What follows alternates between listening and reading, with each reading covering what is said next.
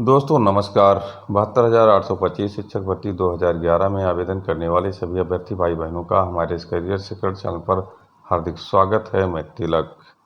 मित्रों, 12,091 high court depot petition के बारे में जो खबरें आ रही हैं उसमें बहुत ताज़ा अपडेट है। मित्रों, हम सारा डिटेल आपको बताने वाले हैं।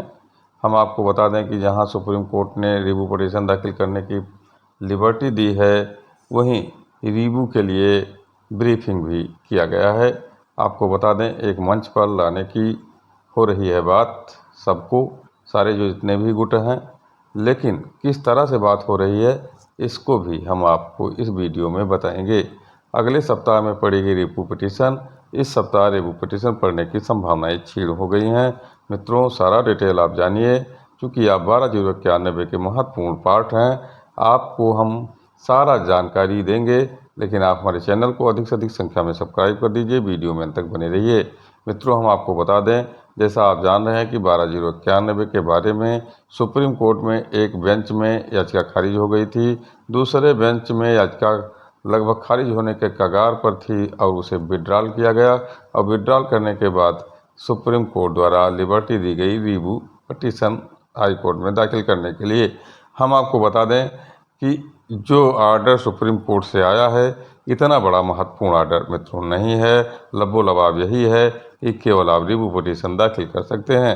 साथ ही साथ आप यह भी जानते हैं कि रिव्यू पिटीशन का हासिल क्या होता है, किस तरह उसमें सुनवाई होती है।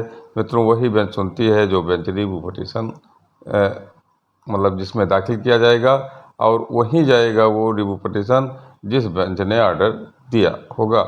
यानी कि अश्विनी कुमार मिश्रा और रिजवी की ही बेंच में जाएगा, और चैम्बर सुनवाई इसकी होती है। मित्रों, कभी ओपन सुनवाई होती नहीं है। सुप्रीम कोर्ट से जो रिव्यू पिटीशन की लिबर्टी मिली है उसको आधार बना करके ओपन सुनवाई जज करा सकते हैं। लेकिन अब देखिए इसमें क्या होता है, और वो जो लिबर्टी दी गई है उस लिबर्टी का आर्डर में क्या परिप्रेक्ष्य है, इसको भी कानूनी भाषा में देखना होगा, क्योंकि हम लोग इसकी विशद जानकारी नहीं रखते हैं। इसलिए जो आर्डर दिया गया है उस पर बहुत ज़्यादा नहीं बोल सकते। मित्रों, इसी क्रम में हम आपको बता दें कि जो गुट सुप्रीम कोर्ट में गया था आरती मिश्रा को लेकर के, और उसमें एक दो गुट शामिल थे, वो लोग अभी ये निर्णय नहीं कर पाए हैं कि रिव्यू पिटीशन दाखिल कब किया जाएगा। उनकी ब्रीफिंग किससे हुई है, इन लोगों ने अभी कुछ डिस्क्लोज नहीं किया है। वहीं ये गुट जो बिल्कुल सुप्रीम कोर्ट से अपने को दूर रखा था आरती मिश्रा वाले केस में, मैडम नागरत्ना वाले केस में, मतलब बेंच से, उस गुट ने बहुत बड़े वकील के साथ ब्रीफिंग करने का दावा किया है, और बताया गया है कि उत्तर प्रदेश के वो माननीय व्यक्ति हैं। वो माननीय व्यक्ति कौन है, वो सबसे बड़े वकील कौन है, इसको हम इस वीडियो में डिस्क्लोज करेंगे, क्योंकि उनका नाम इसमें नहीं बताया गया है और ना उन लोगों ने डिस्क्लोज किया है। लेकिन मुझे जो जानकारी है मैं बताऊंगा कि वो किसके पास गए थे और किन पॉइंटों पर बात किया है उन लोगों ने, मैं आपको सारी बात बताऊंगा।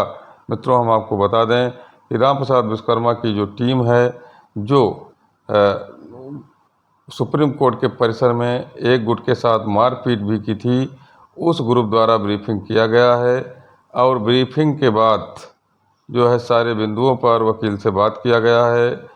और उसके बाद जो पुनर्विचार याचिका यानी रिव्यू पिटीशन दाखिल करने की बात कर रहे हैं ये लोग अगले सप्ताह में जाने की बात कर रहे हैं, यानी 27-28 के बाद ही जाने की बात कर रहे हैं। तो मित्रों, हम आपको बता दें कि साथ ही साथ इनका कहना है कि सभी को ये आमंत्रित करेंगे उसके पहले, और सभी को एक मंच पर ला करके एक साथ रिव्यू पिटीशन दाखिल करने की बात करेंगे, और लीडिंग याचिका बनने की ये बात कर रहे हैं कि लीडिंग याचिका हम होंगे, इनकी बहुत बड़ी शर्त है। अब मित्रों, हम आपको बता दें कि ये जो है अगर इतनी बड़ी शर्त रखते हैं तो ये बीबी नागरत्ना मैडम के बेंच में जब केस चल रहा था तो वहाँ क्यों नहीं पहुँचे, और फिर उसके पहले जब सुप्रीम कोर्ट में एकता बनाने के लिए गए थे तो आपस में मारपीट क्यों किया। तो इस तरह से अगर इनकी कार्यशैली है तो कैसे सब एक मंच पर आएंगे, आप लोग जान ही रहे हैं। और फिर लीडिंग याचिकाकर्ता आप कैसे बन सकते हैं जब जो है सुप्रीम कोर्ट ने एक रिट पर जिनकी एसएलपी थी उन पर कुछ आर्डर दिया है, यानी रिव्यू पिटीशन के लिए, तो वही अगर रिट लीडिंग रहे तो शायद ठीक रहेगा, मेरी जहाँ तक जानकारी है।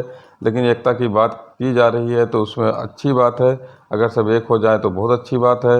लेकिन जिस तरह से धमकी देकर, जिस तरह से अहम को लेकर के, जिस तरह से जो है अपनी बात को ऊपर रख के समझौता करने की बात की जा रही है, यह हमें नहीं लग रहा है कि संभव हो पाएगा। अगर संभव होता तो इसके पहले भी हो जाता। अब मित्रों, हम डिस्क्लोज करेंगे कि किस माननीय व्यक्ति की बात की जा रही है, किस बड़े वकील की बात की जा रही है। तो आप जान रहे हैं, लब्बो लबाब वही ढाक के तीन पात, अशोक खरे, जिसने 12/091 के केस को जो है अजगर की तरह ले लिया डबल बेंच में, और वो केस खराब हो गया। 90/105 का केस लेते हुए उन्होंने केस को जो है समाप्त करने का कार्य किया। उन्हीं के यहाँ ये लोग गए थे, वहीं इन लोगों ने ब्रीफिंग किया है, और उन्हीं को एक मानंद व्यक्ति बता रहे हैं जो 12/091 के जड़ में मट्ठा डालने का काम किया है। हम तो अशोक खरे से निश्चित तौर पर सहमत नहीं हैं मित्रों, चाहे जो भी उनको कर ले और जीत दिला दे तब भी हम सहमत नहीं हैं। एक बार अगर उन्होंने पेट पर लात मारने का काम किया है और लगभग 18-20 लाख बेरोजगारों का खा करने के बाद, और उनके साथ जो उनके अगुवाकार थे उन्होंने भी कमीशनबाजी की, तो मित्रों ऐसे वकील से तो दूरी बनाना ही ठीक रहेगा। फिलहाल अगर ये ग्रुप सुप्रीम कोर्ट में था, इन लोगों की बात आपस में हो जाती है, एक मंच पर आ जाते हैं, कोई आपत्ति नहीं, किसी याची को आपत्ति नहीं है, और एक होकर लड़ें तो अच्छी बात है।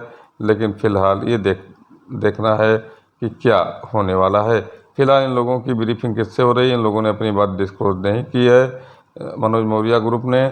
अब वो कैसे SLP डालेंगे, उन्होंने निश्चित कर दिया था कि मैं आरती मिश्रा को लीडिंग बना करके और SLP डालेंगे। तो मित्रों, ये देखने वाली बात होगी कि अब कौन पहले SLP डालता है। इसके लिए भी जद्दोजहद शुरू हो गया है, लीडिंग याचिका बनने के लिए जद्दोजहद शुरू हो गया। जहाँ विनय पांडे ने अपने को पीछे कर लिया है और लीडिंग याचिका बनने से इनकार कर दिया है, वहीं हम आपको बता दें कि अब एक बार फिर मनोज मौर्य और रामप्रसाद ग्रुप में लीडिंग याचिकाकर्ता बनने की होड़ चल पड़ी है। जबकि पुनर्विचार याचिका में कोई मतलब नहीं रहता है, सारे जो आर्डर होते हैं उसी का रिव्यू किया जाता है, उसमें सभी लोग शामिल हैं। तो ये लोग चूतिया बनाने का काम कर रहे हैं। वहीं रामप्रसाद विश्वकर्मा टीम द्वारा कहा गया है कि बहुत बड़ी खर्च आने वाली है, और जो कि हमारे पास अभी पर्याप्त संसाधन नहीं है। जबकि मित्रों, आप लोग जानते हैं कि लगभग अभी भी 16-17 लाख रुपए इन लोगों के पास ड्रफ्ट हैं नए, पुराने की बात मैं नहीं कर रहा हूँ। उसके बाद इनके पास कोई पैसा नहीं बचा हुआ है, बहुत ज़्यादा कास्ट इनकी लगने की संभावनाएं बता रहे हैं।